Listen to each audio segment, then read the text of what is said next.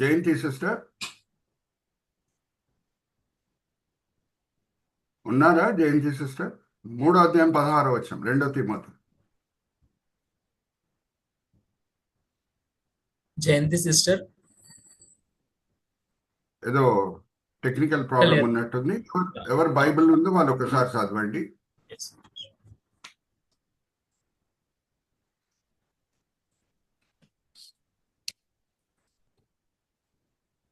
రెండో తిమోతి 3:16.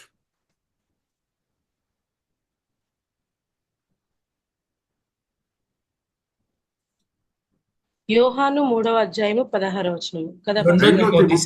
రెండో Timothy. Okay, రెండవ తిమోతి 3:16. ఓకే. దైవజనుడు సన్నద్ధుడై ప్రతి సత్కార్యమునకు పూర్ణముగా సిద్ధపడి ఉండినట్లు దైవావేశము వలన కలిగిన ప్రతి లేఖనము ఉపదేశించుటకును, ఖండించుటకును, తప్పు దిద్దుటకును, నీతి యందు శిక్ష చేయుటకును ప్రయోజనకరమై ఉన్నది.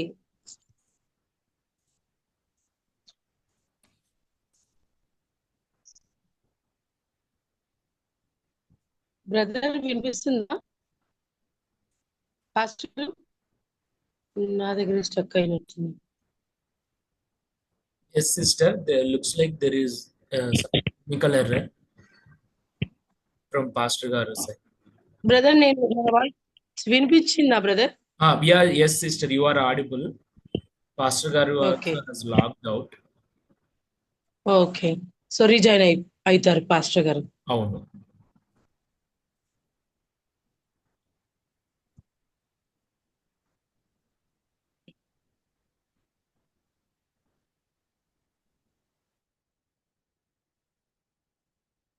Sister, meanwhile, if you can call to Jayanti sister.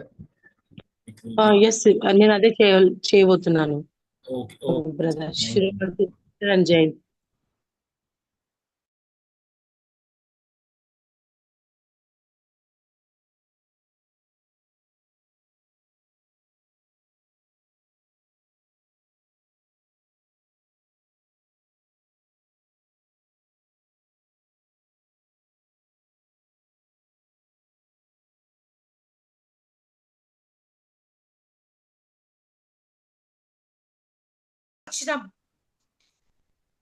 దైవజనుడు సంసద్ధుడై ప్రతి సత్కార్యములను పూర్ణముగా సిద్ధపడి ఉండునట్లును దైవోపదేశముల వలన కలిగిన ప్రతి లేఖనమును ఉపదేశించుటకును, ఖండించుటకును, తప్పు దిద్దుటకును, నీతి యందు శిక్ష చేయుటకును ప్రయోజనకరమై ఉన్నది. థ్యాంక్ యూ మా. నేను కూడా ఒక చిన్న ప్రార్థన చేసేసి ముందుకు వెళ్తాను. తండ్రి, ఈ సమయం బట్టి ఎంతో వందనాలు తండ్రి. సహోదరి దెబోరా గారు ఎంతో ప్రేరేపణతో, ఎంతో దూరదర్శనంతో, ఎంతో భారంతో ఈ వేదికని స్థాపించి ఉన్నారు. దాని వలన తండ్రి సార్వత్రిక సంఘం ఎంతో మేలు పొందుతుంది. నేను కూడా అనేక సార్లు నేను ఈ వేదిక మీద వచ్చి ప్రకటన గ్రంథంతో కూడిన అనేక మాటలు పంచుకొని నేను కూడా ఆశీర్వదించబడి ఉన్నాను.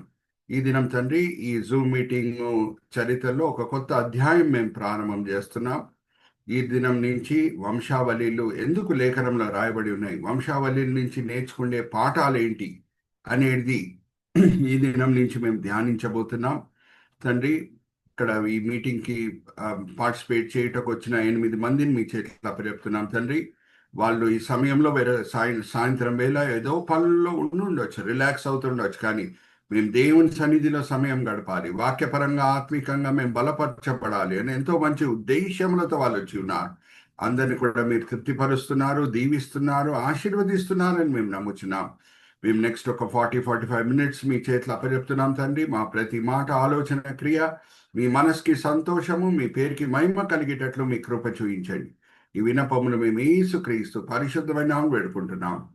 ఆమేన్, ఆమేన్, ఆమేన్. రాజ్ కుమార్ గారు ఈరోజు ఆ పవర్ పాయింట్ ప్రజెంటేషన్తో కూడిన స్లైడ్స్ చూపించే ముందు నేను 2 ప్రశ్నలు అడిగి ముందుకు వెళ్తానండి. మీరు కూడా అన్మ్యూట్ చేసుకొని జవాబు ఇవ్వచ్చు. మొదటిది ఏంటంటే, లేఖనంలో ఉన్న కొన్ని భాగాలే పరిశుద్ధాత్మ ప్రేరేపణ వల్ల రాయబడి ఉన్నాయా, లేకపోతే లేఖనం అంతా కూడా ఇప్పుడే మనం చదువుకున్నాం 2 తిమోతి 3:16 లేఖనం అంతా కూడా పరిశుద్ధాత్మ ప్రేరేపణ వల్ల రాయబడిందా? లేఖనములన్నీ పరిశుద్ధాత్మ ప్రేరేపణ వల్లనే రాయబడ్డాయి. వెరీ గుడ్ సిస్టర్ జయంతి గారు, రైట్ ఆన్సర్. లేఖనం అంతా కూడా పరిశుద్ధాత్మ ప్రేరేపణ వల్లనే రాయబడి ఉన్నది. సో నెక్స్ట్ ప్రశ్న ఏంటంటే, మరి వంశావళిలు రాయబడినాయి అంటే అది కూడా పరిశుద్ధాత్మ ప్రేరేపణ వల్లనే రాయబడిందా, లేకపోతే ఎవరో ఆలోచించి ఆ లేఖనంలో వంశావళితో కూడిన వివరాలు రాశారా అడుగుతున్నా మరి మిమ్మల్ని. వంశావళులన్నిటినీ దేవుడే సిద్ధపరిచిండు కాబట్టి పరిశుద్ధాత్మ ప్రేరేపణ వల్లనే ప్రతి ఒక్కటి వంశావళులు రాయబడి ఉన్నాయి. Thank you sister. సో లేఖనంలో ఉన్న ప్రతి మాట పరిశుద్ధాత్మ ప్రేరేపణ వల్ల రాయబడి ఉన్నది కాబట్టి ఇప్పుడు మనము వంశావళి నుంచి ఏం నేర్చుకోవచ్చు అని ఒక కొత్త అధ్యాయం మనం బైబిల్ స్టడీలో ప్రారంభం చేశాం. ఇప్పుడు వరకు దగ్గర మోర్ దెన్ 1 year ప్రకటన గ్రంథంతో కూడిన అనేక విషయాలు మనం నేర్చుకున్నాం. ప్రకటన గ్రంథం కూడా చాలా మంది ఎక్కువ వరకు చదవరు. అందుకు సహోదరి దెబోరా గారికి కలిగిన ప్రేరేపణ ఏంటంటే, పాస్టర్ సురేష్ గారు పవర్ పాయింట్ ప్రజెంటేషన్తో ప్రకటన గ్రంథంతో కూడిన అనేక విషయాలు పంచుకుంటే నా స్నేహితులు, నా మిత్రులు, నాకు తెలిసిన వాళ్ళు, క్రైస్తవులు అందరూ కూడా మేలు పొందుతారని నన్ను ఇన్వైట్ చేశారు. కరుణా సిస్టర్కి ఎంతో థ్యాంక్స్. దగ్గర ఒక సంవత్సరం కంటే ఎక్కువే ప్రకటన గ్రంథంతో కూడిన అనేక విషయాలు మనం నేర్చుకున్నాం. అలాగే ఇంకొక అంశం ఏది క్రైస్తవులు సామాన్యంగా అంతగా పట్టించుకోరు, అది వంశావళి. వంశావళిని రాగానే వెంటనే దాంతో కూడిన అధ్యాయాలు దాటి వెళ్ళిపోతారు. ఇది ఎందుకు, దీనివల్ల నేర్చుకునేది ఏంటి, చదువుకునేది ఏంటి అని వెళ్ళిపోతుంటారు. వీడిని కనేను అంటే నేర్చుకునేది ఏముంది అని ముందుకు వెళ్ళిపోతుంటారు. కానీ ఒక్కటి జ్ఞాపకం పెట్టుకోవాలి, మనకందరు కూడా స్కూల్ డేస్లో ఆల్ఫాబెట్స్ నేర్పించారు. ABCD XY, ABCDతో ఆల్ఫాబెట్ స్టార్ట్ అయ్యి XYZతో ఎండ్ అవుతుంది. XYZకి రావాలి అని అంటే ABCD నేర్చుకోవటము చాలా అవసరం. మరి చెప్తున్నా, XYZ వరకు మనం రావాలి ఆల్ఫాబెట్స్ నేర్చుకొని అని అంటే ABCDతో ప్రారంభం చేయాలి. దాని తర్వాతనే XYZకి మనము రావచ్చు. అలాగే దేవుడు ఆయన సర్వజ్ఞానం చొప్పున వంశావళిలను ఎందుకు పెట్టాడు అని అంటే, లేఖనములున్న వేరే భాగములు మనం సులభంగా అర్థం చేసుకోదానికి. హల్లెలూయా, ప్రైజ్ ది లార్డ్. లేఖనంలో ఉన్న వేరే భాగాలు లో ఉన్న ఏమన్నా ప్రశ్నలు మనకి ఏర్పడినప్పుడు జవాబులు వంశావళిలో దేవుడు దాచిపెట్టాడు. ఈరోజు మనం నేర్చుకోబోతున్నాం కొన్ని విషయాలు. అవన్నీ మీకు ఆశ్చర్యం పుట్టిస్తాయి. అడుగు బై అడుగు, మెట్టు బై మెట్టు నేను వెళ్తాను. ఇప్పుడు మనకి రాజ్ కుమార్ గారు ఫస్ట్ స్లైడ్ చూపిస్తారు. జీనియస్ బిహైండ్ ద జీనియాలజీ అనే టైటిల్ నేను వాడుతున్నాను. దేవుడు సర్వజ్ఞాని, ఆయన జ్ఞానం చొప్పున ఆయన సర్వజ్ఞాని కాబట్టి లేఖనం అంతా కూడా మనకు తేటగా అర్థం కావాలని మంచి ఉద్దేశంతో దేవుడు అనేక చోట్లలో వంశావళిలో రాసి పెట్టారు. సో మొదటి slide Chandu brother Raj Kumar brother మనకు చూపిస్తున్నారు. రాజ్ కుమార్ గారు ఫస్ట్ స్లైడ్ అండి, ఇక్కడ చూడండి. First slide genius behind the genealogy. దాని తర్వాత మనం వాడే సబ్హెడింగ్స్ ఏంటో అది కూడా మనం చూద్దాము.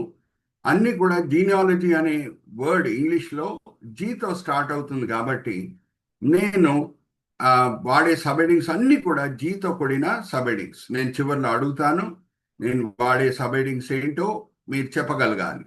ఫస్ట్ రాజ్ కుమార్ గారు నెక్స్ట్ స్లైడ్కి మనం వెళ్దాము. మీరు ఏది ప్రెస్ చేస్తున్నారు? Gospel in the genealogy. సువార్తనే మొదటి వంశావళిలో ఆదికాండం 5వ అధ్యాయంలో దేవుడు దాచిపెట్టాడు. అదేంటో మనం చూద్దాం. దాని తర్వాత ఈరోజు మనకు టైం ఉంటే గూగ్లీ బిహైండ్ హన్నాస్ ప్రామిస్. గూగ్లీ అంటే క్రికెట్ భాష నేను వాడుతున్నాను. గూగ్లీ అంటే బౌలింగ్ వేసేటప్పుడు ఏదన్నా కన్ఫ్యూజింగ్గా బాల్ ఉంటే దాన్ని గూగ్లీ అని అంటారు. సో మనము అడుగు బై అడుగు, మెట్టు బై మెట్టు మనం వెళ్దాము. మరి సిస్టర్ జయంతి గారు ఏదో మా జయంతి గారు ఉన్నారు కదమ్మా. So let's go to the next slide. Gospel in the genealogy. Raj Kumar గారు ఇక్కడ చూడండి, వీలైతే దీన్ని ఎన్లార్జ్ చేయండి బ్రదర్. మనం మొదటి వంశావళి 5వ అధ్యాయంలో ఉంటుంది. ఆదాము సంతానము సేతు, సేతు సంతానము ఈనోషు, ఈనోషు ఇన్ని సంవత్సరాలు బతికి కేనాన్ని కనేను, కేనాన్ ఇన్ని సంవత్సరాలు బతికి మహలేల్ని కనేను. అన్ని విషయాలు చక్కగా లేఖనంలో రాయబడి ఉన్నది. రాజ్ కుమార్ గారు దీన్ని మనం ఎలా చేయవచ్చా? Gospel in the genealogy. ఇప్పుడు మనము ఇదే మాటలు ఎవరెవరు పేర్లు మొదటి వంశావళిలో రాయబడినాయో ఆదాం దగ్గర నుంచి నోవా వరకు ఇదే పేర్లని మనం హీబ్రీ భాషలో ట్రాన్స్లేట్ చేస్తే చూడండి, నేను 2 కాలమ్స్ వాడుతున్నాను. ఒకటి ఇంగ్లీష్ కాలము, ఒకటి హీబ్రూ కాలం. వీలైతే రాజ్ కుమార్ గారు ఆ ఇంగ్లీష్ కాలం మీద మీరు కర్సర్ పెట్టండి, దాని తర్వాత హీబ్రూ కాలం మీద కూడా కర్సర్ పెట్టండి. మొదటిగా ఇంగ్లీష్లో ఆడమ్, సేత్, ఈనోష్, కీనాన్, మహలేల్, జారేద్, ఈనాక్, మెతుసలే, లామెక్, నోవా అనే మాటలు ఉన్నాయి. ఓకే, అయితే ఇప్పుడు దాంట్లో ఏమేమి అర్థములు ఉన్నాయి హీబ్రీ భాషలో మనం తీసుకుంటే, ఆదాం అంటే మానవుడు, సేత్ అంటే ఆయనకి ఏంటి తలరాత అనే మాట, సేత్ అంటే తలరాత అపాయింటెడ్, ఈనాష్ అంటే మార్టల్, కేనాన్ అంటే సారో, మహలీల్ అంటే ద బ్లెస్డ్ గాడ్ అభిషక్తుడైన దేవుడు, జారేద్ అంటే షల్ కమ్ డౌన్ కింద దిగి వస్తాడు, ఈనాక్ అంటే బోధిస్తూ ఉపదేశిస్తూ, మెతుసలే అంటే హిస్ డెత్ షల్ బ్రింగ్ ఆయన మరణం ఇది తీసుకొని వస్తుంది, లామేక్ అంటే ద డిస్పేరింగ్, నోవా అంటే రెస్ట్ ఆర్ కంఫర్ట్. ఇప్పుడు చూడండి, మనము ఈ వర్డ్స్ ని కంబైన్ చేస్తే ఏమొస్తుందో, ఈ వర్డ్స్ ని మనము కంబైన్ చేస్తే ఏమొస్తుందో రాజ్ కుమార్ గారు అక్కడ మనం కర్సర్ పెట్టి కింద పెట్టి చూపించండి. అక్కడ man is appointed to mortal sorrow, the blessed God shall come down teaching, his death shall bring the despairing rest or comfort. సువార్త వచ్చేస్తుంది. నేను మిమ్మల్ని అడుగుతున్నా ఒక ప్రశ్న, ఎప్పుడు మానవుడు శపించబడాడు? మీరు నాకు అన్మ్యూట్ చేసుకొని చెప్పాలి. ఎప్పుడు దుఃఖాలు, కష్టాలు ఈ అన్నీ కూడా శాపంగా ఆయనకి ఇవ్వబడింది? ఎప్పుడు? అన్మ్యూట్ చేసుకొని చెప్పండి. దేవుని యొక్క మాటని తిరస్కరించినప్పుడు, దేవుడు చెయ్యొద్దన్న పని చేసినప్పుడు curse enter into their life. Very good, right answer. So మన దేవుడు కరుణామయుడు, కనికరం చూయించే దేవుడు. పడిపోయిన పరిస్థితిలోనే ఉండిపోవాలని కోరుకోలేదు. హల్లెలూయా, ప్రైజ్ ద లార్డ్. ఆ సమస్యకి ఏం పరిష్కారం చూపించాడు? ఇక్కడ చూడండి, గుడ్ న్యూస్ ఎప్పుడు మనకు అవసరము అని అంటే, గుడ్ న్యూస్ అనే పేరు ఎందుకు వచ్చిందంటే, ఒక సమస్య ఉంటే దానికి పరిష్కారము మనకు ఎప్పుడు తెలుస్తుందో దాన్ని మనం గుడ్ న్యూస్ అని అంటాం.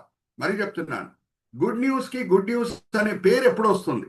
గుడ్ న్యూస్ అనే ఇంగ్లీష్ పదంకి, ఆ ఇంగ్లీష్ ఫ్రేజ్కి అర్థం ఏంటి?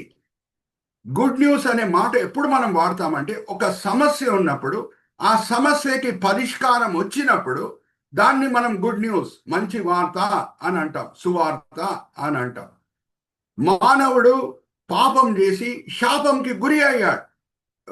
రాజ్ కుమార్ గారు కర్సర్ పెట్టి చూపించండి. Man is appointed to mortal sorrow. ఎప్పుడు మానవుడు పాపం చేశాడో శాపంకి గురి అయ్యాడు. కానీ దేవుడు ఆయనని ఆ పడిపోయిన పరిస్థితులనే, కష్టమైన పరిస్థితులనే విడిచిపెట్టలేదు.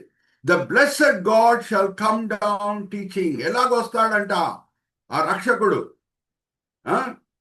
యేసుక్రీస్తు ప్రభువారిని అందరు కూడా యూదుల సమాజంలో ఏ మాట వాడి ఆయనను పిలిచేవారు? రాబీ, రాబీ. మగ్దలేన మరియా యేసుక్రీస్తు ప్రభువారు పునరుద్ధాన పొందిన తర్వాత ఆమెకు మొదటిసారి కనిపించినప్పుడు ఆమె నోటి నుంచి వచ్చిన మాట ఏంటి? రబోనీ అని అంటుంది. రబోనీ అంటే ఏంటి? ఉపదేశకుడు, హల్లెలూయా ప్రైజ్ ద లార్డ్. బోధకుడు, హల్లెలూయా ప్రైజ్ ద లార్డ్. నేను మిమ్మల్ని అడుగుతున్నానండి, యేసుక్రీస్తు ప్రభువారు మొదటి రాకడలో రాజుగా దిగి వచ్చాడా? అడుగుతున్నా, మొదటి రాకడలో. మీరందరూ కూడా ప్రకటన No. గ్రంథంలో అందరు కూడా చాలా No. ఎక్స్పర్ట్స్ ఇప్పుడు. రెండో రాకడప్పుడే రాజుగా పరిపాలించడానికి వచ్చి ఉన్నాడు. చక్కగా జయంతి సిస్టర్ ఆన్సర్ ఇచ్చారు. మొదటి రాకడప్పుడు ఆయన బోధకుడుగా వచ్చాడు, ఉపదేశకుడుగా వచ్చాడు. ఆయన చేసిన సేవ అంతా కూడా ఉపదేశంతో కూడిన సేవ, బోధతో కూడిన సేవ. అందుకే ఆయనని రబోని ఆర్ రాబాయ్ అని పిలిచేవారు. సో ఆయన జీవించే సమయంలో, పరిచర్య చేసే సమయంలో బోధించాడు. కానీ అదే ఆయన పరిచర్య వెనకాల, ఆయన రాకడ వెనకాల ప్రాముఖ్యమైన గురి మాత్రమే కాదు. ఆయన సేవ చేసింది ఉపదేశకునిగా. The blessed God shall come down teaching. His death, hallelujah praise the Lord. ఆయన మరణము ఏం చేస్తుందంట? కష్టమున్న వాళ్ళకి, పాపంలో చిక్కుకున్న వాళ్ళకి ఏం తీసుకొని వస్తుంది? రెస్ట్ ఆర్ కంఫర్ట్, విడుదల కలిగిస్తున్నది. Hallelujah praise the Lord. Are you all understanding? ఎక్కడున్నారో హల్లెలూయా చెప్పండి. మనం మొదటి వంశావళియే తీసేసుకుంటే, ఆ వంశావళిలో వాడబడిన పేర్లు, ఆదాము సేతుని కనేను, సేతు ఈనాష్ని కనేను, ఈనాష్ కేనాన్ని కనేను. ఇప్పుడు చూడండి, ఆదాంకి వేరే కొడుకులు కూడా ఉన్నారు. కానీ దేవుడు ఎవరి పేరు వాడుతున్నారు అక్కడ? సేతు పేరు వాడారు. సేతు పేరు వాడి, సేతు ఇంత వయసు ఉన్నప్పుడు ఈనాష్ని కనేను. అప్పటికే సేతుకి వేరే కుమారులు కూడా పుట్టారు, వేరే కుమార్తెలు కూడా పుట్టారు. అలాగే ఈనాష్ మనం తీసుకుంటే వేరే పిల్లలను కూడా కన్నాడు. కానీ కేనాన్ని కన్నప్పుడు ఆయన వయసు ఇంత. Hallelujah praise the Lord. కేనాన్ని కన్నప్పుడు ఈయన వయసు ఇంత. కేనాన్ అనే పేరే దేవుడు లేఖనంలో రాయించాడు, కానీ ఈనాష్కి పుట్టిన వేరే పిల్లల పేర్లు రాయించలేదు. Hallelujah praise the Lord. ఎందుకు? దేవుడు ఒక సువార్తని మొదటి వంశావళిలో దాచిపెట్టాలని కోరుకున్నాడు కాబట్టి. Hallelujah praise the Lord. ఇప్పుడు నేను మిమ్మల్ని అడుగుతున్నానండి ఒక ప్రశ్న. 5వ అధ్యాయంలో మనము వంశావళి గురించి, ఈ మొదటి వంశావళి గురించి అన్ని వివరాలు మనం చదువుకోవచ్చు. ఇప్పుడు మహలేల్ జారేద్ని కనెను ఇంత వయసు కలిగి ఉన్నప్పుడు అని రాయబడి ఉంటుంది. అంటే మహలేల్కి వేరే పిల్లలు లేరా? వేరే కొడుకులు కూతురు లేరా? Give me an answer.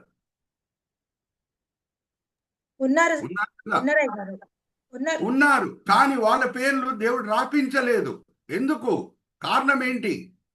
ఒక సువార్తనే దాచిపెట్టాలి మొదటి వంశావళిలో అని దేవుడు కోరుకొని, వేరే పిల్లలు మహలేలు కన్నా సరే, వేరే పిల్లలు జారేద్ కన్నా సరే, వేరే పిల్లలు ఈనాక్ కన్నా సరే, ఒక్కొక్క పిల్లల పేర్లే అక్కడ రాసి పెట్టాడు. Hallelujah praise the lord. Are you all understanding? ఇప్పుడు మరీ చదువుతున్నాను. నెక్స్ట్ స్లైడ్కి మనం వెళ్ళే ముందు, హీబ్రీ భాషలో ఈ పేర్లు అన్ని కూడా విడివిడిగా మనం తీసుకొని ఒక సెంటెన్స్ గా కలిపితే ఏ సెంటెన్స్ వస్తుంది, దాని అర్థం ఏంటి? రాజ్ కుమార్ గారు ఒకసారి మరి కర్సర్ పెట్టండి లాస్ట్ పారాగ్రాఫ్ మీద. Man is appointed to mortal sorrow. Man ఎంత చక్కగా కర్సర్ పెట్టి చూపిస్తున్నాడు చూడండి. ఎప్పుడు పాపం చేశాడో ఆయన శాపంకి గురి అయ్యాడు. But the blessed God shall come down teaching. దేవుడు ఆయనని పడిపోయిన పరిస్థితులనే, ఇబ్బందులు ఉన్న పరిస్థితులనే విడిచిపెట్టలేదు. పరిశుద్ధమైన దేవుడు ఆయన దిగి వస్తాడు. ఎలాగా? బోధకుడుగా ఉండి, అదే ఆయన ముఖ్యమైన గురి అయి ఉండదు. ఆయన బతుకున్నప్పుడు బోధ చేస్తాడు, కానీ ఆయన ముఖ్యమైన గురి కూడా ఇంకోటి ఏంటి? ఆయన మరణం, శిలువ మీద మరణము. అదేం తీసుకొని వస్తుంది? పాపంలో చిక్కుకున్న వాళ్ళకి విడుదల. Hallelujah praise the lord. అందుకే యేసుక్రీస్తు ప్రభువారు పలికిన 6వ మాట ఏంటమ్మా? శిలువ మీద సమాప్తమయ్యను. ఏది ఆది కాండంలో ప్రారంభమైందో, ఆదామా ఎక్కడున్నావు అని దేవుడు అడుగుతున్నాడు. ఆ వెతకటము అది ఎక్కడ సమాప్తం అవుతున్నది అని అంటే శిలువ మీద ప్రభువారు పలికిన 6వ మాట చేత. Hallelujah praise the lord. Are you all with me? So ఒక మాట చెప్పి నేను నెక్స్ట్ స్లైడ్కి వెళ్తాను. క్రైస్తవతంకి వేరే మతాలకు ఉన్న వ్యత్యాసం ఏంటో మనకి ఒకటి తెలుసుండాలి. రేపు మిమ్మల్ని ఎవరన్నా అడిగితే కూడా క్రైస్తవతంలో ఉన్న శ్రేష్టత ఏంటో మీరు చెప్పగలగాలి. వేరే మతాల్లో కూడా మీరు మోక్షం పొందాలి అని కోరిక ఉంది. మీరు పరలోకం చేరాలి అని కోరిక ఉంది. కానీ వాళ్ళు ఆ మోక్షం సాధించాలి అని అంటే, పరలోకం చేరాలి అని అంటే, వాళ్ళకి సరి అయిన దారి ఏంటో తెలియదు. వాళ్ళు ఏమనుకుంటారు అని అంటే, ఈ పని చేయాలి, ఆ పని చేయాలి, ఈ పని చేసి దేవుని సంతోషపరచాలి, ఆ పని చేసి దేవుని సంతోషపరచాలి, చల్లటి నీళ్ళలో స్నానం చేయాలి, హిమాలయ పర్వతంకి వెళ్ళి తల కింద తపస్సు చేయాలి, ఒక ఎత్తైన కొండ ఎక్కాలి, ఆ ఎత్తైన కొండ మీద ఒక హుండీ ఉంటుంది, ఆ హుండీలో కోట్ల రూపాయలు వేయాలి, అప్పుడే మనకు మోక్షము, అప్పుడే మాకు రక్షణ అని అనుకుంటారు. అలాగే కొంచెమంది నల్లటి బట్టలు వేసుకొని 40 రోజులు మేము ఉపవాసం ఉంటాం, తర్వాత ఒక కొండ ఎక్కుతాం, అది ఇది అని అనుకుంటూ ఉంటారు. ఉద్దేశంలన్నీ కూడా మంచివే, కానీ క్రైస్తవతంలో ఉన్న ప్రాముఖ్యత ఏంటి అనేది ప్రతి క్రైస్తవునికి తెలిసి ఉండాలి. క్రైస్తవతం ఏం బోధిస్తుంది? మీరు ఇది చేయాలి, అది చేయాలి అని కాదు. చేయబడిన కార్యక్రమం, ముగించబడిన కార్యం విశ్వాసంతో అంగీకరించండి. Hallelujah, praise the lord. Are you all with me? అందరికి అర్థమవుతుందా? క్రైస్తవతంకి వేరే మతాలకు ఉన్న వ్యత్యాసం. వేరే మతాలు మీరు ఇది చేయండి, అది చేయండి మోక్షం పొందుటకు అని బోధించే సమయంలో క్రైస్తవతం ఏం చెప్తుందంటే, ముగించబడిన కార్యం ఏది సమాప్తం అయిపోయిందో విశ్వాసంతో మీరు దాన్ని అంగీకరించండి, అప్పుడు మీకు మోక్షం కలుగుతుంది. అప్పుడు దేవుడు మీ పాపములన్నీ క్షమించి మిమ్మల్ని నీతిమంతులుగా ఎంచుతాడు. ఇంకా మీరు పరలోకం చేరే వరకు ఆయన ఆత్మనిచ్చి, ఆయన వాక్యం ఇచ్చి మీరు సురక్షితంగా పరలోకం చేరేటట్లు కాచి కాపాడి మిమ్మల్ని నడిపిస్తాడు. Hallelujah, praise the lord. Are you all understanding? ఎందుకంటే ఈ గ్రూప్లో ఉన్న వాళ్ళు కొంచెమంది ఉద్యోగం చేస్తుండొచ్చు, కొంచెమంది చదువుతూ ఉండొచ్చు, కొంచెమంది వ్యాపారంలో ఉండొచ్చు. అన్యులని మీరు మీట్ అవుతూ ఉంటారు. అప్పుడు ప్రేమపూర్వకమైన డిస్కషన్స్ జరుగుతూ ఉంటాయి. ఒకరొకరిని చిన్న చూపు చూసుకోకుండా, కఠోరమైన మాటలు మాట్లాడకుండా మీరు ఎప్పుడు యేసుక్రీస్తు ప్రభు వారి గురించి చెప్పాలని కోరుకుంటున్నారో లేఖనం ఏం సెలవిస్తుందంటే, సాత్వికముతోను భయముతోను మనం సువార్త పంచుకోవాలంట. సో సువార్త పంచుకునేటప్పుడు ఈ ప్రేమపూర్వకంగా ఈ మాటలు మనం పలకాలి. మేము వేరే మతాల్లో తప్పు పట్టట్లేదు, వాళ్ళు కూడా మీరు మోక్షం పొందాలంటే ఇది చేయాలి, అది చేయాలని కోరుకుంటున్నాయి. కానీ మేము చెప్పేది ఏంటంటే, మా మతంలో ఉన్న శ్రేష్టత, మేము పంచుకునేది ఏంటంటే మా మతంలో, క్రైస్తవత్వంలో ఉన్న శ్రేష్టత. అది ఇది చేయండి, అది చేయండి అని కోరుకోదు. మొదట్లో అది ఏం కోరుకుంటుందంటే, చేయబడిన పనిని మీరు విశ్వాసంతో అంగీకరించండి, అప్పుడు మీరు నీతిమంతులుగా ఎంచబడతారు. మీ హృదయం యేసుక్రీస్తు ప్రభువు శిలువ మీద కార్చిన రక్తం చేత కడగబడుతుంది. మీ హృదయము దేవుని ఆలయముగా అవుటకు అర్హత పొందుతుంది. పరిశుద్ధాత్మ దేవుడు మీ హృదయం లోపల ప్రవేశించి మీ హృదయంని పవిత్రమైన ఆలయంగా మారుస్తాడు. మీ హృదయంలో పరిశుద్ధాత్మ దేవుడు ప్రేమని కుమరిస్తాడు. అప్పుడేమవుతుంది అని అంటే, సత్క్రియలు ఎక్కువగా మీ జీవితంలో కనిపిస్తాయి. హల్లెలూయా, ప్రైజ్ ది లార్డ్. నేను మిమ్మల్ని అడుగుతున్నా అండి ఒక ప్రశ్న, దానికి జవాబు ఇవ్వండి. భక్తి గల యూదులు యెరూషలేంకి వచ్చారు పెంతెకోస్తు దినమున. అప్పుడు వాళ్ళు భక్తి గల యూదులని లేఖనం సెలవిస్తున్నారు. జాగ్రత్తగా వినండి. రక్షణ పొందిన తర్వాతనే వాళ్ళ ఆస్తులను అమ్మివేసి పేదలకు ఇస్తున్నారా, లేకపోతే రక్షణ పొందే దానికంటే ముందే ఆస్తులను అమ్మివేసి పేదలకు ఇస్తున్నారా? అన్మ్యూట్ చేసుకొని జవాబు ఇవ్వండి. రక్షణ పొందిన తర్వాత జాగ్రత్తగా వినండి. సత్క్రియల వలన రక్షణ రాదు, కానీ రక్షణ వచ్చింది అనే దానికి రుజువు ఏంటంటే మనం సత్క్రియలు చేస్తాం. హల్లెలూయా, ప్రైజ్ ది లార్డ్. ఎందుకంటే పరిశుద్ధాత్మ దేవుడు ఒట్టి చేతులతో మన హృదయం లోపల రాడు, ఆయన పరలోక ప్రేమను లోపల తీసుకొని వస్తాడు. మన హృదయంలో పరిశుద్ధాత్మ దేవుడు ప్రేమ ఇయ్యడు కానీ కుమరిస్తాడు అనే మాట ఉన్నది. ఒకసారి తీయండమ్మా, రోమిలికి రాసిన పత్రిక 5వ అధ్యాయం 5వ వచనం. పాపం సిస్టర్ జయంతి గారు అక్కడ కరెంట్ కూడా ఆఫ్ అయింది, చీకట్లోనే ఉన్నారు, కానీ దేవుని వెలుగు సహోదరితో పాటు ఉంది. హల్లెలూయా, ప్రైజ్ ది లార్డ్. రోమిలికి రాసిన పత్రిక 5వ అధ్యాయం 5వ వచనం చదవండి అమ్మా. రోమిలికి రాసిన పత్రిక 5వ అధ్యాయము 5వ వచనము. ఎందుకనగా ఈ నిరీక్షణ మనలను సిగ్గుపరచదు, మనకు అనుగ్రహింపబడిన పరిశుద్ధాత్మ ద్వారా దేవుని ప్రేమ మన హృదయములో కుమ్మరింపబడి ఉన్నది. కుమ్మరింపబడినది. హల్లెలూయా, ప్రైజ్ ది లార్డ్. క్రైస్తవులు సత్క్రియలు చేయొద్దు అని చెప్పరు, కానీ మొదట్లో రక్షణ పొందండి. అమ్మా జాగ్రత్త వినండి. ఏ చెయ్యితో, ఫిగరేటివ్ లాంగ్వేజ్ నేను వాడుతున్నాను, ఏ చెయ్యితో మనము సత్క్రియలు చేయాలని అనుకుంటున్నాము, పేదలకి సాయం చేయాలని కోరుకుంటున్నాము, అనాథులు విధవరాలకి సాయం చేద్దామని కోరుకుంటున్నాము, ఆ చెయ్యే పవిత్రంగా లేకుండా ఉంటే దేవుని దృష్టిలో మనం చేసే సత్క్రియలు పవిత్రంగా కనిపిస్తాయా? కనిపించవు. మా ఎంతమందికి తెలుసో నాకు తెలియదు, ముంబైలో కొంచెం మంది డాన్స్ ఉన్నారు, స్మగ్లర్స్ ఉన్నారు. వాళ్ళ జీవితంలో అనేక చెడు క్రియలు మనకు కనిపిస్తాయి. వాళ్ళు కూడా సత్క్రియలు చేస్తారు, వాళ్ళు కూడా హాస్పిటల్స్ ఓపెన్ చేస్తారు, వాళ్ళు కూడా స్కూల్స్ ఓపెన్ చేస్తారు. ముంబై డాన్స్ అని అంటారు.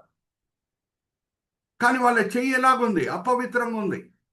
కానీ మనం ఎప్పుడు యేసుక్రీస్తు ప్రభు వారి దగ్గర వచ్చి ఆయనను సొంత రక్షకుడిగా అంగీకరిస్తామో, మన నరినెత్తి నుంచి అరికాలు వరకు, మరి చెప్తున్నా, నరినెత్తి నుంచి అరికాలు వరకు మనల్ని దేవుడు పవిత్రులుగా మార్చి మన ద్వారా పవిత్రమైన సత్క్రియలు చేసేటట్లు కృప చూయిస్తాడు. హల్లెలూయా, ప్రైజ్ ది లార్డ్.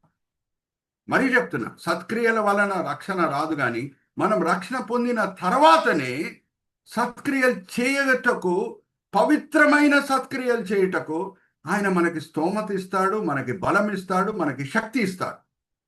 ఒకసారి చదువుదామా? ఎఫెసీయులకు రాసిన పత్రిక 2వ అధ్యాయం 8వ వచనం నుంచి 10వ వచనం. అమ్మా, ఎఫెసీయులకు రాసిన పత్రిక 2వ అధ్యాయం 8వ వచనం నుంచి 10వ వచనం.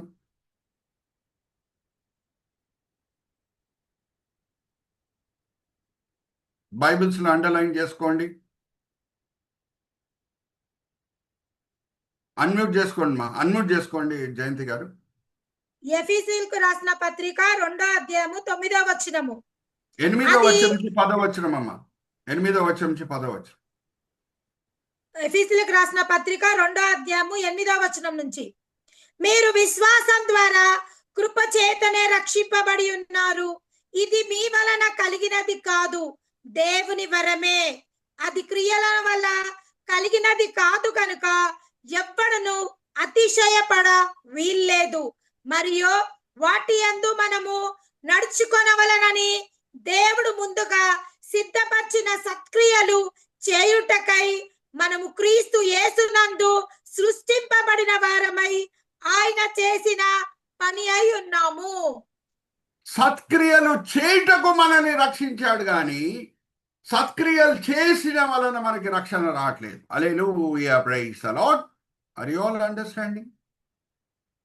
ఇది మనం ప్రేమపూర్వకంగా సాత్వికముతో, తోడు మన పనిచేసే వాళ్ళతో, ఎక్కడ మనం ఉద్యోగం చేస్తున్నాము, ఎక్కడ వ్యాపారం చేస్తున్నాము, ఎక్కడ చదువుకుంటున్నాము, అక్కడ ప్రేమపూర్వకంగా మనం పంచుకోవాలి. క్రైస్తవత్వంలో ఉన్న శ్రేష్టత ఏంటి? ఇక్కడ కూడా సత్క్రియలు చేయాలని ఉంది, కానీ సత్క్రియలు ఎప్పుడు చేయాలి అని అంటే, మొదట్లో రక్షణ పొందినప్పుడు. రక్షణ ఎప్పుడు పొందుతామంటే, యేసుక్రీస్తు ప్రభువారు శిలువ మీద చేసిన కార్యంని మనము విశ్వాసంతో అంగీకరించినప్పుడు. అప్పుడు నరినెత్తి నుంచి అరికాలు వరకు మనం పవిత్రులుగా ఎంచబడతాము. మన చేతి ద్వారా చేసే ప్రతి కార్యము దేవుని దృష్టిలో పవిత్రంగా అనిపిస్తుంది, ఆయన దాన్ని అంగీకరిస్తాడు. హల్లెలూయా, ప్రైజ్ ది లార్డ్. సో సువార్త ఏం చెప్తుంది? మనిషి శపించబడిన పరిస్థితిలో ఉన్నప్పుడు పరిశుద్ధమైన దేవుడు రబోనిగా, బోధకుడుగా వస్తాడు. ఆయన మరణము శపించబడిన వాళ్ళకి విడుదల కలిగిస్తుంది. హల్లెలూయా, ప్రైజ్ ది లార్డ్. మొదటి వంశావళిలోనే మనకు ఆ సత్యము బయటికి వస్తుంది. ఓకే, ఇప్పుడు రెండో మర్మము వంశావళి నుంచి మనం నేర్చుకుందాం. Let's go. నేను నెక్స్ట్ స్లైడ్ మనం చూద్దాము. చాలా మనకి పరిచితమైన పిక్చర్ ఇది. ఆ పిక్చర్ చూపించే ముందు నేను మిమ్మల్ని అడుగుతున్నాను, సామ్యూయల్ తల్లిగారి పేరు చెప్పాలి. అందరికి తెలుసు, సండే స్కూల్ దినం నుంచి మనం వింటున్నాం. సామ్యూయల్ గారి హన్నా హన్నా. హన్నా హన్నా ప్రార్థన చేస్తుంది. ఓకే, ప్రత్యక్ష గుడారంలో ఏలీ కూడా గమనిస్తున్నాడు. ఓకే, మన రాజ్ కుమార్ గారు కర్జర్ పెట్టి చూపించండి. ఎంతో మనస్వేదనతో హన్నా వచ్చి ప్రార్థన చేస్తున్నది. ఇక్కడ చూడండి, ప్రభువా నేను గొడ్రాలై ఉన్నాను, ఎల్కన్నా మా భర్తకి పెనినా అనే ఇంకొక భార్య కూడా ఉంది, ఆమెకి గర్భఫలం ఉంది కానీ నాకు లేదు ప్రభువా, అందరు చిన్న చూపు చూస్తున్నారు ప్రభువా, నన్ను గేలి చేస్తున్నారు ప్రభువా అని మనసు బాధతో ఆమె ఏడుస్తున్నది. ఆ ప్రార్థన, ఆమె చేసిన ప్రమాణము, అదంతా కూడా నేను మీతో పంచుకునే ముందు ఒక వాక్య భాగం నేను చదివిస్తాను. రెండో దినవృత్తాంతం 26వ అధ్యాయము 16వ వచనం నుంచి 21వ వచనము సహోదరి జయంతి గారు చదివినిపించిన తర్వాత నేను ఒక ప్రశ్న అడగబోతున్నాను. 2వ దినవృత్తాంతం 26వ అధ్యాయము 16వ వచనం నుంచి 21వ వచనం. యూదా రాజ్యంకి చెందిన ఒక రాజు ఉజియా గురించి రాయబడి ఉన్నది. ప్రారంభంలో ఆయన మంచివాడే, దేవుని మీద ఆధారం పడినప్పుడు అనేక చోటల్లో అనేక యుద్ధాలలో ఆయన విజయం పొందుతున్నాడు. దాని తర్వాత ఆయనకి గర్వం వచ్చేసిందంట. అయితే ఏం చేశాడు, ఎలాగా దేవుని చేత శపించబడ్డాడు, ఏ కార్యం చేస్తే దేవుని శాపం ఆయన మీద వచ్చిందో మనం చూద్దాం. 2వ దినవృత్తాంతం 26వ అధ్యాయము 16వ వచనం నుంచి 21వ వచనం చదవమ్మా. 2వ దినవృత్తాంత గ్రంథము 26వ అధ్యాయము 16వ వచనం నుంచి. అయితే అతడు స్థిరపడిన తర్వాత అతడు మనస్సున గర్వించి చెడిపోయెను. అతడు ధూపపీఠము మీద ధూపము వేయుటకై యెహోవా మందిరంలోకి ప్రవేశించి తన దేవుడైన యెహోవా మీద ద్రోహము చేయగా యాజకుడైన అజర్యాయు అతనితో కూడా ధైర్యవంతులైన యెహోవా యాజకులు 80 మంది అతని వెంబడ లోపలికి పోయిరి. వారు రాజు అయిన ఉజ్జియాను ఎదిరించి, ఉజ్జియా, యెహోవాకు ధూపము వేయుటకై ప్రతిష్ఠింపబడిన అహరోను సంతతి వారైన యాజకుల పనియే గాని నీ పని కాదు. పరిశుద్ధ స్థలంలో నుండి బయటికి పొమ్ము, నీవు ద్రోహము చేసి ఉన్నావు. దేవుడైన యెహోవా సన్నిధిని ఇది నీకు ఘనత కలగజేయదని చెప్పగా ఉజ్జియా ధూపం వేయుటకు ధూపపాత్రిని చేత పట్టుకొని రౌద్రుడై యాజకుల మీద కోపము చూపెను. యెహోవా మందిరంలో ధూపపీఠం పక్క నతడు ఉండగా యాజకులు చూచుచూనే ఉన్నప్పుడు అతనికి నొసట కుష్టి రోగము పుట్టెను. ప్రధాన యాజకుడైన అజర్యాయును యాజకులందరూ అతని వైపు చూడగా అతడు నొసట కుష్ఠము గలవాడై ఉండెను. ఇప్పుడు నేను మిమ్మల్ని ఒక ప్రశ్న అడుగుతున్నాను. ప్రశ్న ఏంటంటే, యాజకుల పని ఏ గోత్రంకి చెందిన వాళ్ళు చేయాలి? అహరోను గోత్రంకి చెందిన వాళ్ళు. Very good. అంటే లెవి గోత్రంకి చెందిన యాజకులు, వాళ్ళకి ప్రత్యక్ష గుడారం లోపలన్నా ఆలయం లోపలన్నా పనిచేయుటకు అర్హత ఉంది. ఈ ఉజియా రాజు గర్వం చేత ఏ పని యాజకులు చేయాలో ఆ పని నేను చేస్తానని గర్వంతో వాళ్ళున్న చోటకి, ఎక్కడ వాళ్ళు ధూప వేదిక దేవుని ముందు తీసుకొని వస్తారు, అక్కడ వెళ్ళి యాజకుల పని చేసినప్పుడు దేవుని ఉగ్రత ఎలాగొచ్చిందంట, ఏమైపోయాడంట? యూదా రాజ్యంకి చెందిన రాజు ఉజియా రాజు మీద ఏమొచ్చింది? కుష్ఠరోగం వచ్చేసింది. ఎందుకంటే యాజకుల పని లెవి గోత్రంకి చెందిన వాళ్ళే చేయాలి. హల్లెలూయా, ప్రైజ్ ది లార్డ్. అక్కడ వచ్చి యాజకులు వాదిస్తున్నారు ఆయనతో, యాజకులే చేయాలి పని, లెవి గోత్రంకి చెందిన వాళ్ళే చేయాలి, నువ్వు ఎందుకు చేస్తున్నావు అని అంటే, నేను రాజుని, యూదా గోత్రంకి చెందిన వ్యక్తిని, దావీదు సంతానంకి చెందిన వ్యక్తిని, నాకు అర్హత ఉంది, అది ఇది అని వాదించినప్పుడు దేవుని ఉగ్రత ఆయన మీద వచ్చింది, కుష్ఠరోగిగా మార్చి. అడుగు మెట్టు బై మెట్టు మనం వెళ్దాం. 1 సామెలు గ్రంథం 1వ అధ్యాయం 1వ వచనం. 1 సామెలు గ్రంథం 1వ అధ్యాయం 1వ వచనం.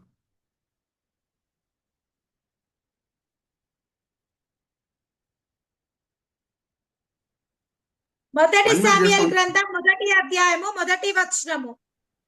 ఎఫ్రాయిమును మన్యమందు రామాతయు మెస్బిమోము పట్టణపు వాడును ఒకడుండను.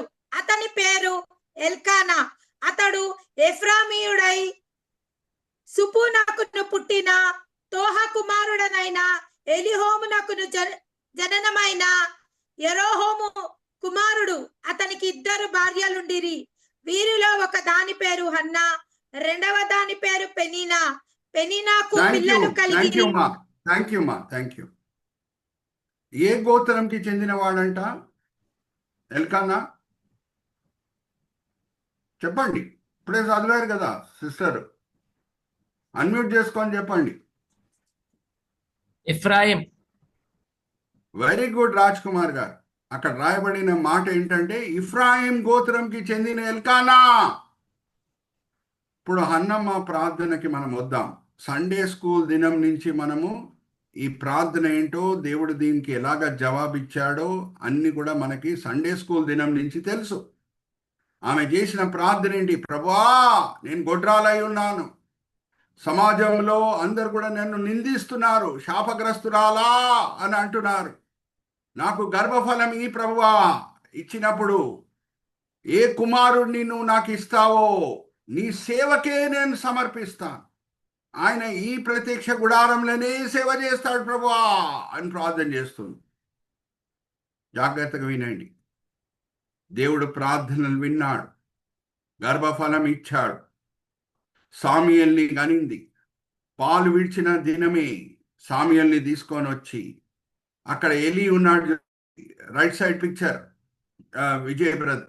రాజ్ కుమార్ గారు రైట్ సైడ్ పిక్చర్లో ఏలీకి అప్పచెప్తున్నది ప్రత్యక్ష గుడారంలో పని చేయుటకు. Praise the Lord. ఎలి కూడా అంగీకరిస్తున్నాడు. Hallelujah, praise the Lord. ఇదంతా కూడా మనం సండే స్కూల్ దినం నుంచి చదివాం కదా. అవునా కదా? అడుగుతున్నా మిమ్మల్ని, సండే స్కూల్ దినం నుంచి అన్నా ప్రార్థన గురించి మీరు వినలేదా? విన్నారా? విన్నారు కదా. మరి ఇఫ్రాయిం గోత్రంకి చెందిన ఎల్కానా కుమారుడైన సామ్యుయేలు యాజకులు చేసే పని ఎలా చేస్తాడండి? Next question. అరే, ఉజియా రాజు యూదా గోత్రంకి చెందిన రాజువే ఆ పని చేస్తాను అని అంటే దేవుడు శపించాడు. మరి ఇఫ్రాయిం గోత్రంకి చెందిన ఎల్కానా కుమారుడైన సామ్యుయేలు లేవి గోత్రంకి చెందిన కార్యములు పరిచర్య ఎలా చేయగలుగుతాడు ప్రత్యక్ష గుడారంలో? క్వశ్చన్ మార్క్ వస్తుంది కదా, వస్తుంది. అందుకే దేవుడు వంశావళిలు రాసి పెట్టాడు. నేను మరీ చెప్తున్నాను, ఎందుకు వంశావళిలు రాసి పెట్టాడంటే ఎక్కడన్నా మనకు సందేహం వస్తే ఇంకొక చోటలో మనం బైబిల్ చదివినప్పుడు ఆ సందేహంకి ఆన్సర్ అనేది, ఆ క్వశ్చన్కి ఆన్సర్ అనేది ఉంటుంది. మరి నేను ఒక వాక్య భాగం చదివించే ముందు సహోదరి జయంతితో 1 దినవృత్తాంతం 6వ అధ్యాయం 22వ వచనం నుంచి 28వ వచనం చదివించే ముందు నేను ఒక విషయం మీతో పంచుకుంటాను. మా నాన్నగారు, మా తల్లిగారు ఇద్దరు కూడా తమిళనాడుకి చెందిన వాళ్ళు, చెన్నైకి చెందిన వాళ్ళు. అక్కడ చెన్నైలో చెంగల్పేట అనే ఒక ప్లేస్ ఉంటుంది. అక్కడ వాళ్ళు పుట్టి పెరిగారు, మా మమ్మీ డాడీ. కానీ నేను పుట్టింది, వాళ్ళు హైదరాబాద్ ట్రాన్స్ఫర్ అయ్యారు. మా నాన్నగారు గవర్నమెంట్ ఆఫీస్లో ఉండేవారు. తెలంగాణ ఆంధ్రప్రదేశ్ ఇంకా తమిళనాడు బైఫర్కేషన్ అయింది 1952లో. అప్పటి వరకు మెడ్రాస్ ప్రెసిడెన్సీ అని ఉండేది. మా నాన్నగారు కూడా చెన్నైలో పనిచేసేవారు. దాని తర్వాత హైదరాబాద్కి ట్రాన్స్ఫర్ అయ్యారు బికాస్ ఆఫ్ గవర్నమెంట్ ఆర్డర్స్. నేను పుట్టింది పెరిగింది అంతా కూడా హైదరాబాద్లో. ఇప్పుడు హైదరాబాద్లో ఉన్న వాళ్ళని ఏ మాట వాడి పలుకుతారండి? ఎలాగ వర్ణిస్తారు చెప్పండి? హైదరాబాదీస్ అంటారు, అవునా కదా? Yes or no? అవును పాస్టర్ గారు. ముంబైలో ఉన్న వాళ్ళని ఏ మాట వాడి పలుకుతారు? ముంబై కార్స్ అని అంటారు, అవునా? మెడ్రాస్ ఉన్న వాళ్ళు మెడ్రాసీస్ అని అంటారు, అవునా కాదా? బెంగళూరులో ఉన్న వాళ్ళు బెంగళూరియన్స్ అని అంటారు, అవునా కాదా? ఎస్ ఆర్ నో చెప్పండి. Yes pastor. ఎస్ ఇప్పుడు ఇప్పుడు జాగ్రత్తగా వినండి. నెక్స్ట్ స్లైడ్కి మనం వెళ్దాం. సహోదరి యెహోషువ గ్రంథం 21వ అధ్యాయం 41వ వచనం చదువుతుంది. ఇక్కడ మీకు ఒక మ్యాప్ కనిపిస్తుంది. ఓకే, నెక్స్ట్ స్లైడ్కి మనం వెళ్దాం రాజ్ కుమార్ గారు. ఇక్కడ మీకు మ్యాప్ కనిపిస్తుంది. మ్యాప్లో బ్లాక్ డాట్స్ మీకు కనిపిస్తున్నాయి. ఆ బ్లాక్ డాట్స్ మీద కర్సర్ పెట్టి చూపించండి రాజ్ కుమార్ గారు. యా, ఎక్కడెక్కడ బ్లాక్ డాట్స్, ప్రతి గోత్రంలో మనకి బ్లాక్ డాట్స్ కనిపిస్తున్నాయి. ఇఫ్రాయిం గోత్రంలో బ్లాక్ డాట్స్ కనిపిస్తున్నాయి. Very good, thank you brother. అలాగే ఆషేర్ గోత్రం కీయబడిన భూమి, దాంట్లో బ్లాక్ డాట్స్ కనిపిస్తున్నాయి. Okay okay, thank you brother. అడుగు బై అడుగు, మెట్టు బై మెట్టు ఈ ప్రశ్నకి జవాబు ఏంటో మనం తెలుసుకుందాం. ఓకే, యెహోషువ గ్రంథం 21వ అధ్యాయం 41వ వచనం చదవండి అమ్మా జయంతి గారు. యెహోషువ గ్రంథం 21వ అధ్యాయము 41వ వచనము. ఇజ్రాయేలీలు స్వాస్థ్యంలో వాటి పల్లాలుగాను, లేవీయులు పట్టణములన్నీ 48 ఆ పట్టణములన్నిటికీ థ్యాంక్ యూ. పొలములుండెను. 48 పట్టణాలు లెవీలకి వేరే గోత్రముకి చెందిన యూదులు ఇస్తున్నారు. జాగ్రత్త వినండి. మొదటిగా ప్రత్యక్ష గుడారము షీలోలో ఉండేది. ఎక్కడ ఉండేది? షీలోలో. బ్రదర్, ఆ రెడ్ డాట్ ఉంది చూడండి మధ్యలో, షీలో, అక్కడ పెట్టండి. అక్కడ, very good, very good, thank you brother. అక్కడ అందుబాటులో అక్కడ ఉండేది. ఓకే, ఇప్పుడు ఇజ్రాయేలీలు అన్ని చోట్ల నుంచి ప్రతి విషయంకి లెవీలని ఏమన్నా అడగాలంటే, లెవీల దగ్గర ఏమన్నా క్వశ్చన్స్కి ఆన్సర్ పొందాలి అని అంటే, వాళ్ళ వెడ్డింగ్ యానివర్సరీస్, బర్త్డేస్ సెలబ్రేట్ చేసుకోవాలంటే యాజకుల సన్నిధిలో స్పెండ్ చేయాలని ప్రతి యూదునికి ఉంటుంది. ఎందుకంటే వాళ్ళు దేవుని యాజకులు. ఇప్పుడు కూడా మన చర్చెస్లో కూడా ఎవరికన్నా వెడ్డింగ్ యానివర్సరీ ఉంటే, బర్త్డే ఉంటే పాస్టర్ గారిని పిలిపించి పాస్టర్ గారు మా గురించి ప్రార్థన చేయండి అని అంటారు. సో ప్రతి దానికి ఇజ్రాయేలీలు దూర ప్రాంతం నుంచి లెవీల్తో ఏమన్నా పని చేయించుకోవాలంటే, షీలోకి రావాలంటే ఇబ్బంది కలుగుతుందా లేదా? ఎందుకంటే షీలోలోనే ప్రత్యక్ష గుడారం ఉంది. అందరు లెవీలు షీలోలోనే ఉంటే వేరే ఇజ్రాయేలీలకు ఇబ్బంది కలుగుతుందా లేదా? Yes or no? ప్రతి దానికి షీలోకే రావాలి, లెవీలతో ఏ పని అన్నా చేయించుకోవాలంటే వాళ్ళకి ఇబ్బంది కలుగుతుందా లేదా? కలుగుతుంది. కలుగుతుంది. Right answer. అడుగు బై అడుగు, మెట్టు బై మెట్టు వెళ్దాం. అందుకు ప్రతి గోత్రం వాళ్ళు, లేవీలు, యాజకులు వాళ్ళ అందుబాటులోనే ఉండాలని దేవుడు వాళ్ళకిచ్చిన పట్టణాల్లో కొన్ని పట్టణాలు లేవీలకు ఇచ్చారు. ఇప్పుడు ఆషేర్ గోత్రం వాళ్ళు, ఇక్కడ చూడండి left side picture white colour ఉంది చూడండి, రాజ్ కుమార్ గారు కర్సర్ పెట్టి చూపిస్తారు. ఆషేర్ గోత్రం వాళ్ళు ఏం చేశారు? లెవీలకు ఎన్ని పట్టణాలు ఇచ్చారు? ఆ బ్లాక్ డాట్స్ మీద కర్సర్ పెట్టండి రాజ్ కుమార్ గారు. ఆషేర్ గోత్రం 1 2 3 4 5 6. రాజ్ కుమార్ గారు, ఆషేర్ గోత్రం ఉంది కదా లెఫ్ట్ సైడ్, అక్కడ బ్లాక్ డాట్స్ ఉన్నాయి చూడండి, అది లెవీలకు ఇవ్వబడిన పట్టణాలు. ఎక్కడెక్కడ బ్లాక్ డాట్స్ ఉన్నాయో అవన్నీ కూడా లెవీలకు ఇవ్వబడిన పట్టణాలు. ఓకే, రాజ్ కుమార్ గారు ఉన్నారా? బ్రదర్ రాజ్ కుమార్ దేవ్,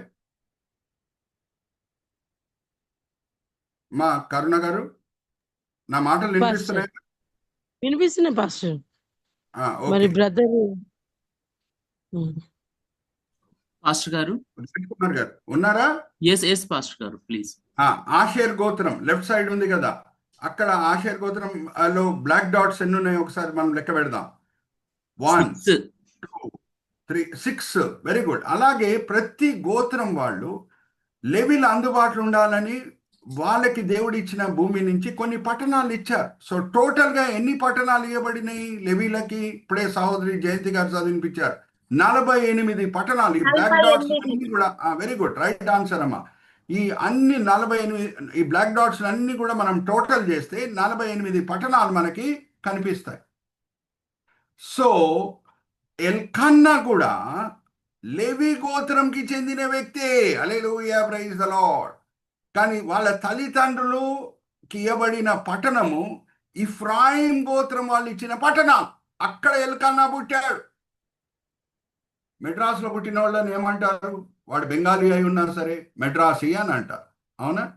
హైదరాబాద్లో పుట్టిన వాడిని ఏమంటారు?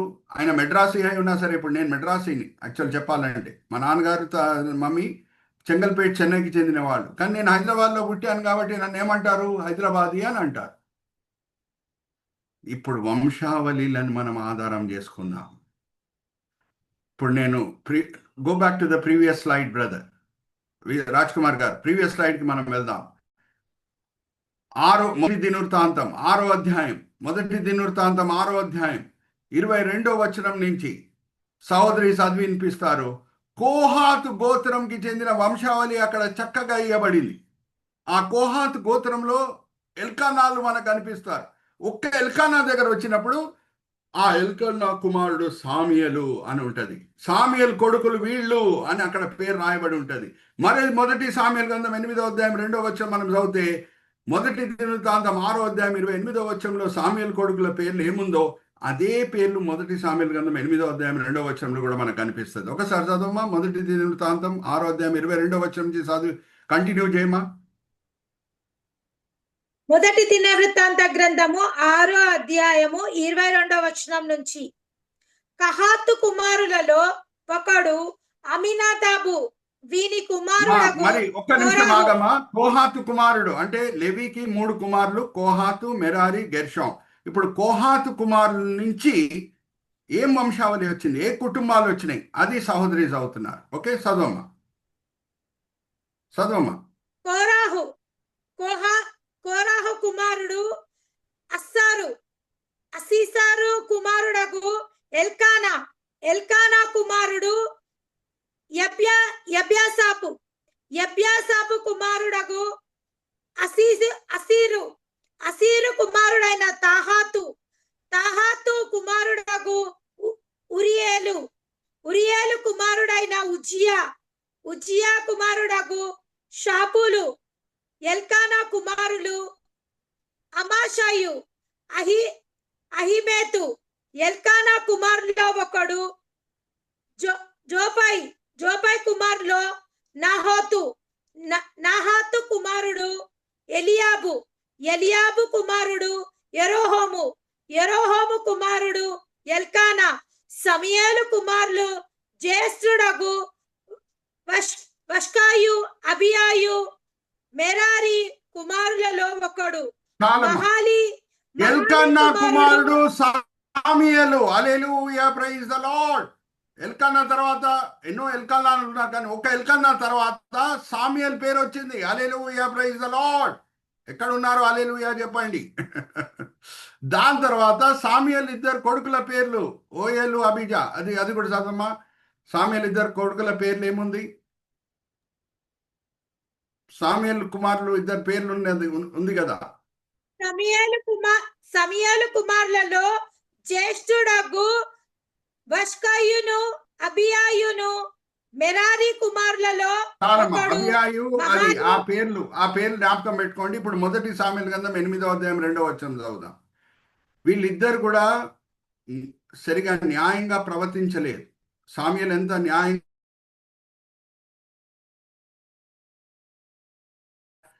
వీళ్ళిద్దరు కూడా అలాగా పనిచేయలేదు కాబట్టి యూదులు సామెయల్ దగ్గర వచ్చి మాకు రాజు కావాలని అడుగుతున్నారు. సో ఈ 2 పేర్లు మరి మనకి మొదటి సామెయలు గ్రంథం 8వ అధ్యాయం 2వ వచనంలో కూడా కనిపిస్తుంది. ఒకసారి చదువమ్మా, మొదటి సామెయలు గ్రంథం 8వ అధ్యాయం 2వ వచనం. మొదటి సమూయేలు గ్రంథము 8వ అధ్యాయము 2వ వచనము. అతడు జ్యేష్ఠ కుమారుని పేరు యావేలును, రెండవ వాని పేరును అబియాయు. వీరు thank you. Hallelujah, praise the lord. ఇప్పుడు నేను మిమ్మల్ని అడుగుతున్నా, సాముయేలు లెవి గోత్రంకి చెందిన వ్యక్తి కాదా? చెప్పండి. సాముయేలు లెవి గోత్రంకి చెందిన వ్యక్తి కాదా? అన్మ్యూట్ చేసుకొని చెప్పండి. Yes or no? ఎస్. వంశావళి చదివితేనే ఈ సత్యం మనకు అర్థమవుతుంది. Hallelujah, praise the lord. లేకపోతే అన్నమ్మ చేసిన ఆ ప్రమాణము తప్పనిపిస్తుంది. ఇఫ్రాయిం గోత్రంకి చెందిన సామ్యలు ప్రత్యక్ష గుడారంలో ఎలాగ పనిచేయగలుగుతాడు? పనిచేయలేడు. Hallelujah, praise the Lord. Are you all understanding? Please understand. ఉజియా రాజు, యూదా గోత్రంకి చెందిన ఉజియా రాజు, నేను యాజకుని పని చేస్తానంటే దేవుడు మొత్తాడు ఆయనని. సో ఇఫ్రాయిం గోత్రంకి చెందిన సామ్యల్ని దేవుడు ప్రత్యక్ష గుడారంలో పని చేయటకు అనుమతిస్తాడా? Give me yes or no. అనుమతిస్తాడా అండి? ఇఫ్రాయిం గోత్రంకి చెందిన సామ్యల్ని ప్రత్యక్ష గుడారంలో దేవుడు పని చేయటకు అనుమతిస్తాడా? చెప్పండి. లేదు పాస్టర్ గారు. అనుమతించాడు. కానీ లెవి గోత్రంకి చెందిన వ్యక్తి కాబట్టి అనుమతించాడు. హన్నమ్మ చేసిన ప్రమాణంని దేవుడు అంగీకరించాడు. ఆయన ఆమె గర్భఫలం పొందేటట్లు చేశాడు. ఇంకా సరి అయిన సమయంలో పాలు పెట్టిన సమయంలో ఇక్కడ చూడండి, హన్నమ్మ రైట్ సైడ్ పిక్చర్ చూడండి. ఆ సామ్యుల్ని తీసుకొని వచ్చి ఏలీకి సమర్పిస్తున్నది. Are you all understanding?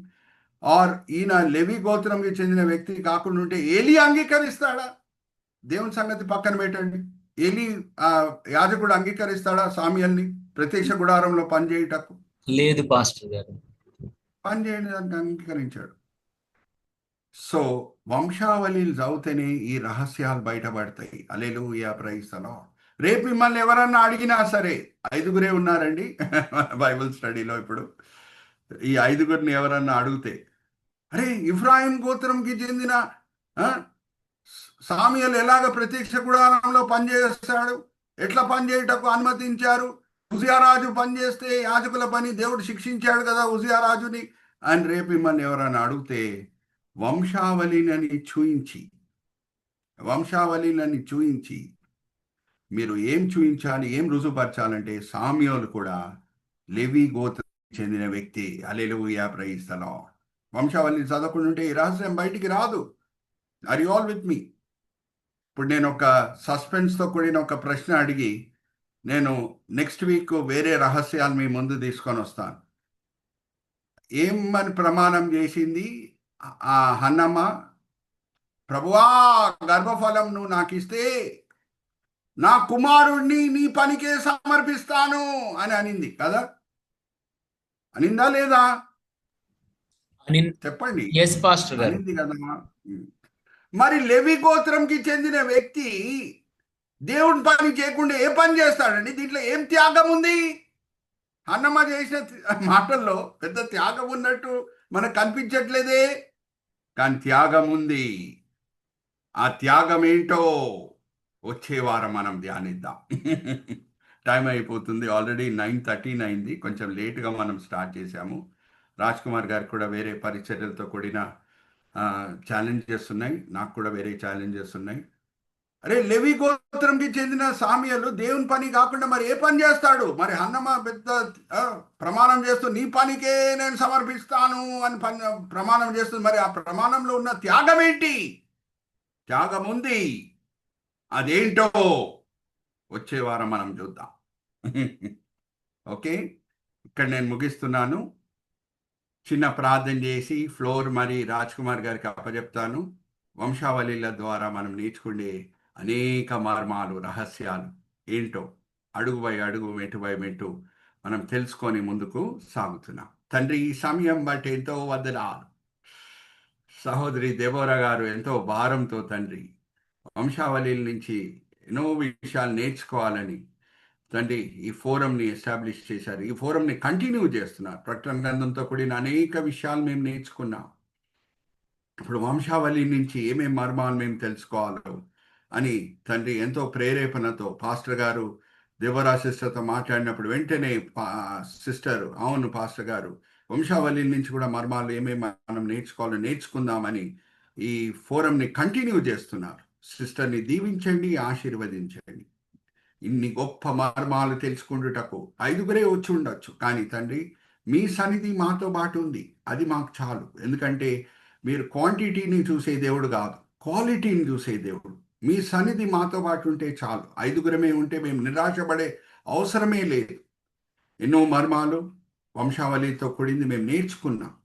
మేము నేర్చుకున్నామో వేరే క్రైస్తవులతో కూడా పంచుకున్నటకు మమ్మల్ని ప్రోత్సహించండి. రాజ్ కుమార్ గారు ఎంతో చక్కని టెక్నికల్ కోఆర్డినేషన్ చేశారు. అలాగే యూట్యూబ్లో కూడా ఈ వీడియోస్ని అప్లోడ్ చేసినప్పుడు ఈ యూట్యూబ్ వీడియోస్ని మేము వేరే క్రైస్తవుల మధ్యన సర్క్యులేట్ చేయటకు మమ్మల్ని అందరినీ కూడా ప్రోత్సహించండి. ఈ విన్నపములు మేము యేసుక్రీస్తు పరిశుద్ధమైన నామమున వేడుకుంటున్నాం. ఆమేన్, ఆమేన్, ఆమేన్. Over to you brother Raj Kumar గారు. Thank you, Pastor Garu, for sharing the mysteries of genealogy. I really enjoyed. Hope it's the same with all other participants. I request Praise the Lord. Jayanti sister to do the final prayer. After that, Pastor Garu will give us the benediction.